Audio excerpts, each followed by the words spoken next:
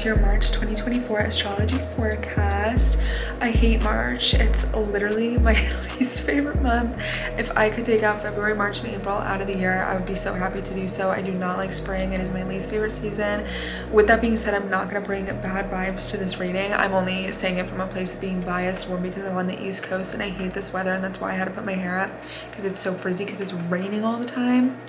Two, because I have my Saturn in Aries, and that means that around this time of year, everything has to cross over my natal Saturn, and it's never a good time.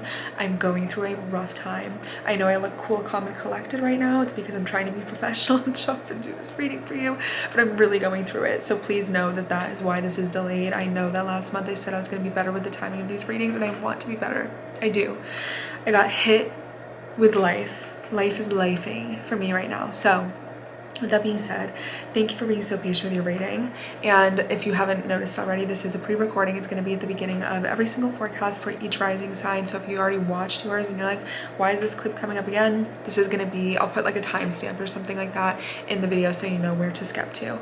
I just wanted to do this because I find myself when I do all of the rising signs like repeating myself a lot, and it makes me kind of burnt out to do these readings, and I'm trying my best to work smarter, not harder recently, and just make little changes to all my content and my work and stuff like that in order to show up and be the best version of myself and give you guys the value that's actually going to help you. Like, use astrology and understand it and use it as a cheat code, because that's the whole reason that I do this as my job. With that being said, I am making a little bit of a transition in my business. So this isn't like a hard launch announcement. I'm just putting the feelers out there a little bit, that I am going to be moving more into like educational content, creating a course, creating what's the word I'm looking for, like lectures and classes and stuff like that. It's not that I'm not going to be doing readings at all anymore. They're probably just going to be more exclusive, where I take like a handful of clients at a time rather than come one, come all, because that's what I've been doing pretty much my entire business. And while I do love doing it, I've met so many incredible people and worked with like over 1,000 customers so far, I have to admit that I'm burnt out, and I've been burnt out literally since my business took off in 2021. And it's been like a long time coming of me just having to accept that and make the changes that are necessary, because I want to do my podcast again. There's so many ideas that I have that like light me up and excite me, but I always have to put them on the back burner because I have to prioritize my clients first, which isn't a problem, but I just wish I could copy and paste myself and be there all the time for every reading, fully available. And especially when I go through stuff like this, it really takes a toll on me, where I'm like juggling all these responsibilities and all these people that I need to work with, and I like can't even, like, I'm going through something on my own, and then I have to show up and like talk for 4 hours about someone else's trauma while I'm not even processing my own. So I'm just trying to be responsible. I think I've said this like on my TikTok, where I think up until this point I thought the solution was like, oh, I just need to suck it up and work harder. And I'm learning now that like the solution is not working as hard, and I think I just was blind to that solution the whole time. So with that being said, has this been out of focus the whole time? It better not have been. Sorry for the noise. I'm in my little TikTok chair, which was such a good investment. Literally saved my back. But okay, the things that we need to talk about this month with this forecast for everybody across the board, regardless of your rising sign, we have an eclipse at the end of the month. We have an eclipse at the end of the month. There is a door closing at the end of March that opened way back in the fall. Way back in like October 2023. That is the month that I want you to imagine in your mind, because it's going to provide the context for what's closing out now. And the reason I say that is because every full moon that we have is going to be a closure, like a door closing to a door that opened 6 months prior. But when we have that attached to an eclipse, baby, that is like 100 times harder and more intensified. So this is really going to be what was the precursor in the fall is now the culmination and the full circle moment, basically, in the area of your chart that Libra rules. Don't worry, we're going to talk about that.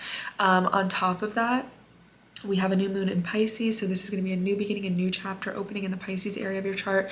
We're making the transition from what is Pisces, the last sign of the zodiac, into Aries energy, which is the first sign of the zodiac. So I have the pleasure and the grace of telling you that if you have not been hitting the ground running with your New Year's resolutions, and you're like, girl, we are in the first quarter and I haven't even done anything, it's okay, because it makes no sense as to why our calendar that isn't zodiacal is set up to convince you that in the middle of January, when you're supposed to be like harvesting your nuts and hibernating and preparing for a winter, are you supposed to like transition to this new person. We're supposed to be going with the seasons, baby. It makes no sense why you would like get in a cocoon and blossom in January when everything is dead and cold. So with that being said, as we make our way into spring, it is the new year. Everything's blossoming, everything's like opening up. The seeds that you planted when it was cold and dark and stormy are now going to see the light of day and be able to grow and blossom. So this is your second chance. You always have a second chance. Every day you wake up is a second chance, but this is really your second starting point, I would say, to really take off on your goals, to even just really identify them.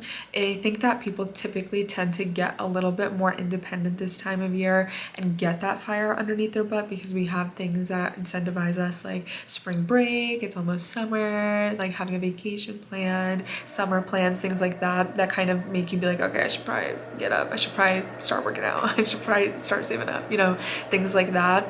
And with a new beginning comes an ending initially. So we usually have to close things out in order to make room for the new things that are going to be arriving. So with that Pisces energy, that's where it can be the deep, purging, emotional, psychic, intuitive, spiritual endings and letting go, where we are suddenly becoming very poetic and writing in our journal, where we are finding ourselves praying and manifesting, where we are 3 days in of rotting in our bed, and it's totally okay because that's what you're supposed to be doing during Pisces season, is sleeping, resting, reflecting, kind of soaking it all in and learning your lesson of it all.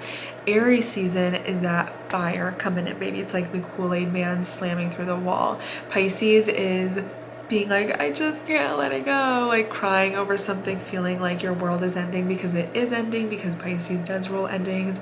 And then Aries is that like crying for, like, it's a new year, baby, and you're ready to just like jump out of bed. I would say that the Aries energy, the transition is like Pisces feeling so distraught and heartbroken and purging emotion over all the things you lost, where Aries energy is like the motivation and the discipline coming from your veins because you're ready to get your revenge and prove everybody wrong that doubted you.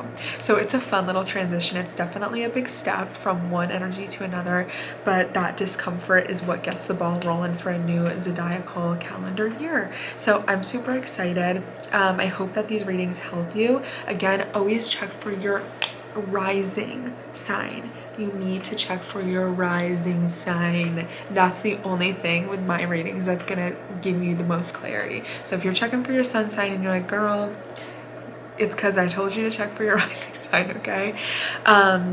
Is there anything else I need to add? If you want to book a reading in the meantime, while I still have them open, you can go to KMONEY.biz. Everything's going to be available in the description of this video, all the links you need and stuff. So you can subscribe to my Patreon, follow me on other platforms, subscribe to my email list, my newsletter on KMONEY.biz, so that way you can see the updates for when I do have courses and stuff coming out. Other than that, I hope you have an amazing month. Please remember that with eclipses, you're not going to die. It's not the end of the world. Can they be intense? Yes. They don't always have to be malicious. You don't have to be afraid of going outside. You don't want to fear astrology. When you fear it, it will find you and it will hunt you down and it will make you face it. You want to embrace the change. You want to be open to what it's trying to show you and to teach you. That way you can evolve. If you're scared your whole life, you're never gonna live. And if you're kind of showing up scared and being like, I'm ready to kind of experience it anyways, you're gonna be taken on that very exciting ride. So as we make our way into the new year, into March, I hope that you guys have an amazing month. Please share what you're going through down below, not only because I love hearing what you guys are going through and it makes everybody, I think, feel a little bit less alone, but also because it genuinely helps me do these predictions to see that there is a running line of consistency and a common denominator between people that share the same rising sign. So tell me what you're going through. I hope this helps you guys. Love you, and thank you for watching. Hi Gemini, welcome to your March 2024 astrology forecast. A lot of the focus this month for you looks like it's going to be very intellectual, maybe having to do with literal education or just being up in the clouds with your thoughts and your ideas, and then focusing on your career sector. And then we end the month really heading more into your social life. So starting on the 3rd, Venus in your 9th house with square Uranus in your 12th house. So this can be a little bit of discomfort or disagreement between what is your knowledge, your facts, your philosophy on life versus your 12th house, which is very cerebral and very emotional and very spiritual. It's very mystical. It's everything up here that we can't see or touch, but that we can feel and that we know is real because we're experiencing it internally. So to have what is a little bit of a frustrating aspect, not the end of the world, but rather a sense of discomfort or friction that's inspiring you to do something about it, whether that's a change, making a decision, taking an action between those two areas of the chart. It might be something with your general knowledge or like what you believe to be true, whether that's in a, literal way of like organized religion and what you believe based off of your faith, or when it comes to, I've been through this lesson in life before and I know that this is probably how it's going to go, but I want to do this thing even though I know what the truth of it is. There can be a little bit of a disagreement in between the two of that. There could also be things with traveling and unexpected changes or flukes when it comes to like the aesthetics of the trip, like maybe what you were going to pack, your outfits, the weather changing, anything with like your actual itinerary, the flights, delays, anything like that could be likely as well. If you did travel, you might have unexpectedly met someone like romantically on vacation. Could be something financial as well. On the 8th, so today, Mercury is conjoining Neptune in your 10th house.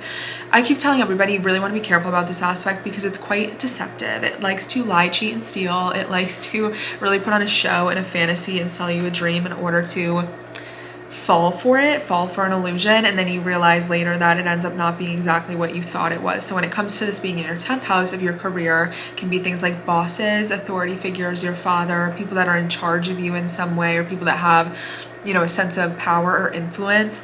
To have this conjoining Mercury, which is speaking, talking, writing, using your voice, the way that you talk to people, it's details, it's emails, it's content that you are both creating and consuming, having that Neptunian influence kind of haunting it really puts a veil over.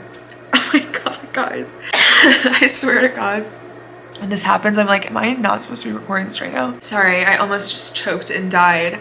Having Neptune haunt Mercury can really put a veil over it and make it to look like something that it's not, for better or for worse. Whether this is someone manipulating you to be like scared or paranoid about something going badly, or someone is selling you a dream and making something look a lot more shiny than it actually is, and then you falling for like the value that isn't legitimate or isn't reality in that situation.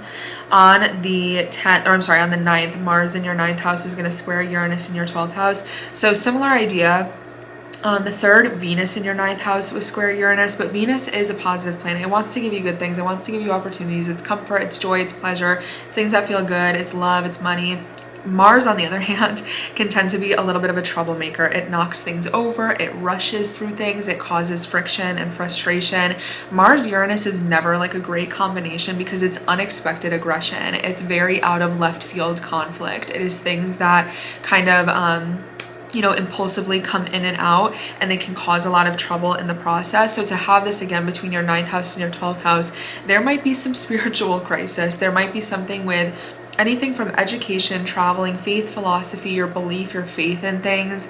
Again, maybe authority figures or your psyche in some way is being tested or challenged now. This isn't something to like lose sleep over. Ironically, when I say lose sleep, like you might lose sleep because this is in your 12th house as well. But there can be something really weighing on your mind that is pushing you to like let go or move on or end something or abruptly change. Like there's something kind of asking you to and inspiring you to make some sort of movement. I would say that the worst thing you could do right now is sit still when it comes to whatever this is. However, it might not be in your physical circumstances. It might be something that's happening upstairs, but it is requiring your attention. And around the 9th, you might very like impulsively be like, I'm letting go of this thing. I'm moving on. I'm no longer, letting this weigh on my psyche. On the 10th, we're having a new moon in Pisces in your 10th house. And then on the same day, Mercury is entering into your 11th house. So new moon in the 10th house is exciting. I really like this. It's also sextile Uranus in your 12th house. So this is actually the more supportive side of Uranus, being liberation, being authenticity, being a little bit rebellious, a little bit non-conforming, like kind of pushing against the grain a little bit. So maybe there's something here where we start with it from a place of friction or a place of discomfort or a place of like you looking like the troublemaker or breaking the rules a little bit, and then we kind of dip into what is the more favorable energy of that actually supporting you in a choice that you're making. A new moon in the 10th house is usually going to be a new chapter, a new like opening of a cycle in regards to your career, your professional image, the way that other people perceive you. If it's not related to your career, it's like your sense of independence, it's your legacy, it's who you are as an individual in a public way, things that other people can see about you. So to have a new moon here, I like this. I think it's exciting with Mercury entering your 11th house on the same day. Very social. It's like talking to the right person at the right time. It's expanding your network in a very lucrative way. It's having good connections. It is having influence over other people. It can be that you're getting support from friends, from people that you connect with or collaborate with. This makes me think of like something unexpected or like last minute happening with your career, and then somebody who might have like had one good interaction with you on LinkedIn or something like ends up swooping in and saving the day and helping you kind of level up in a way. Like there's some sort of exciting new beginning here happening. And then on the 11th, Venus is going to enter your 10th house. So Venus is going to join the party of bringing a lot of ease and a lot of sense of comfort and peace and opportunity, and maybe even like a boost in your income to that career sector. This can be anything from like generally just looking good in the public. Like maybe there's just some chatter around you, like really being able to carry yourself in a more attractive way, or you're genuinely like making more money, maybe from a promotion or something at work. It's kind of like having good PR basically. So I like this for you. On the 17th though, the sun is going to conjoin Neptune again in your career sector area. So on the 8th, Mercury conjoined Neptune, and this was that again area where you wanted to be a little bit more careful of deception, of lies, of manipulation, of anyone sort of being a salesman about something, making something to be something that it's not, and making the value or like having some sort of conflated truth around information or details not be so practical or realistic. So by the 17th, by we'll say mid-month, that sort of resurfaces. It might not come through exactly the same way, but this again, sun is usually like an authority figure. Something like a boss would make sense in the 10th house here. And it can just be a little bit fishy. You want to trust your gut. You want to trust your intuition. I don't want to say get too comfortable if something good is happening, but if something seems too good to be true, it might be because it is. So just be aware of that and use your discernment. On the 18th, Mercury is entering shadow in Aries at 15 degrees in your 11th house. All this means is that Mercury is going to go retrograde next month, and this is the same area that it's going to return to. So it's going to be retrograding into this familiar territory that we're in currently, meaning that what's going on now is likely to be revisited or reassessed into next month. And then on the 19th, Mercury is going to conjoin the North Node in your 11th house, followed by on the 20th, Mercury is going to conjoin Chiron, because Chiron and the North Node in the sky right now are in your 11th house very closely to one another. So as Mercury makes its way in, it's going to hit both of them, meaning that on the 19th and the 20th, there can be some very fated conversations, agreements, deals, contracts, information that is presented to you or that you were presented to somebody else. This can again be in regards to your social life, your career, your connections, the people that you surround yourself with. So this can be, yes, professional when it comes to like your coworkers or like the industry that you're in. Again, like people on LinkedIn is very 10th house, 11th house, but I would also say that it might be something in your social life for whatever reason to have that Mercury retrograde here too. Like you might be sort of juggling or figuring something out when it comes to the people that you're friends with, the really big goals that you have, what you envision for yourself in the future, what is like fitting on your vision board and what you aren't aligning with anymore, and you're reassessing those things. So there might be again a fated conversation to even confront something that might be a little bit triggering or a little bit like a sensitive spot, or where you feel a little bit maybe some self-doubt or uncertainty, and being able to communicate that either within yourself through an epiphany or like a breakthrough or revelation, or in a conversation with somebody else. I would definitely seek advice from friends right now, but again, use your discernment and make sure you're getting that advice from people that are genuinely on your team and supporting you. On the same day, on the 20th, the sun is going to enter your Aries 11th house. So again, it's bringing that sense of attention and spotlight and shining a lot of attention to your social life, to the people that you kind of surround yourself with, getting support from other people, etc. On the 21st, Venus is going to conjoin Saturn in your 10th house. So I like this aspect a lot. And I think it's actually really good for your career sector, because Venus is pleasure, it's beauty, it's money, yes, but it's things that we like, it's things that feel good, it's our desires.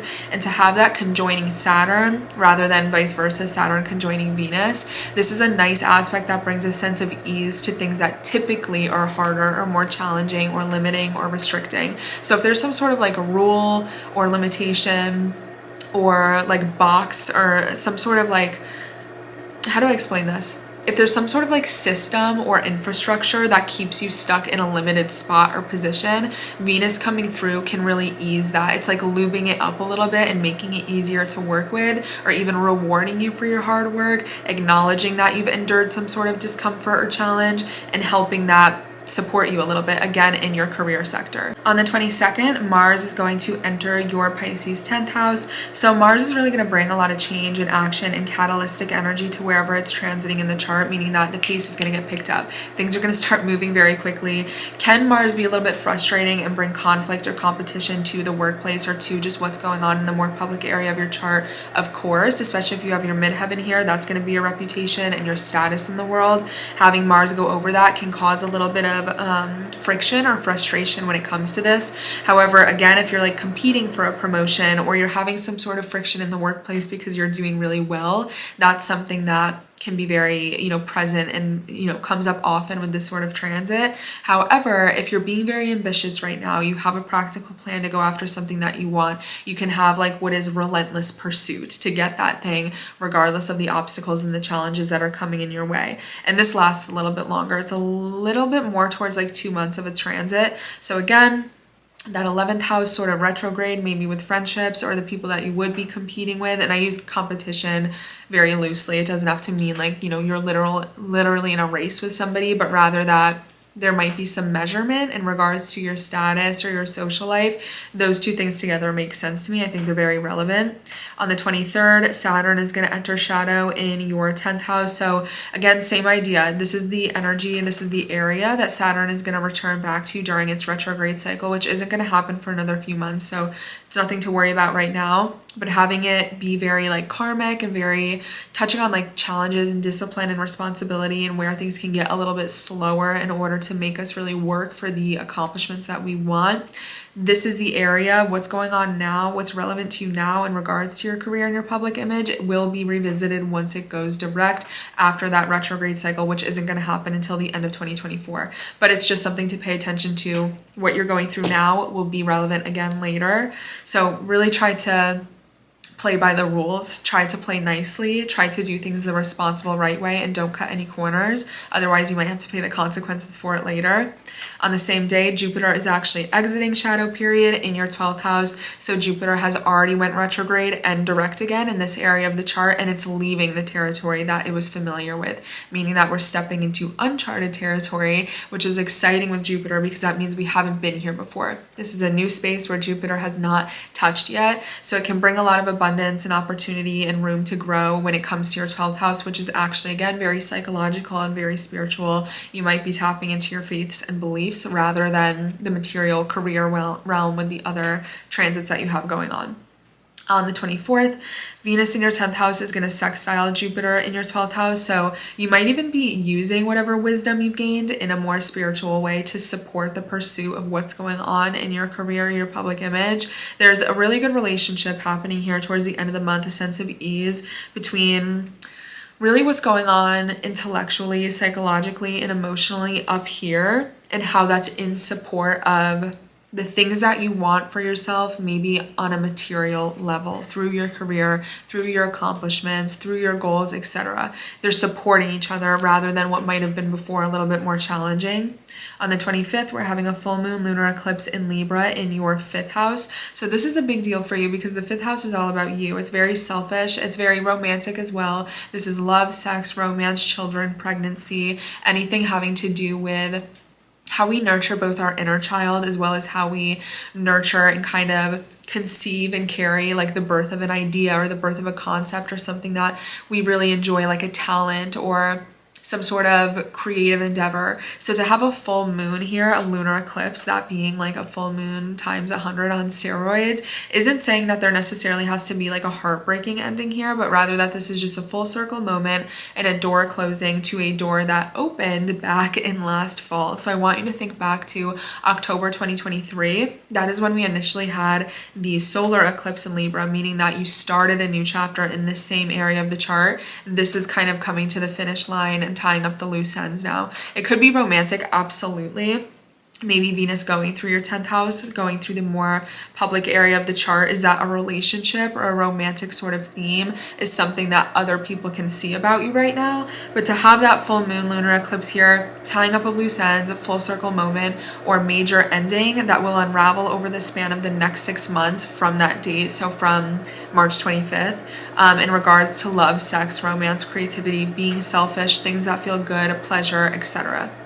On the 26th, we end the month with Venus in your 10th house in a sextile, so a very supportive aspect to Uranus in your 12th house. So again, on the 24th, Venus was sextiling Jupiter, and now it's sextiling Uranus. So again, it's getting that support from Venus, ease, pleasure, money, beauty, romance, all the good stuff, all the little sprinkling fairy dust that Venus carries with it, supporting Uranus being again change, unexpected sort of circumstances, but also liberation, authenticity, freeing yourself from something that might have been putting you in what has been like a mental prison for so long, and allowing you to get away from it and kind of lean into more so what you truly want for yourself, rather than limiting yourself to the shackles of what's going on inside.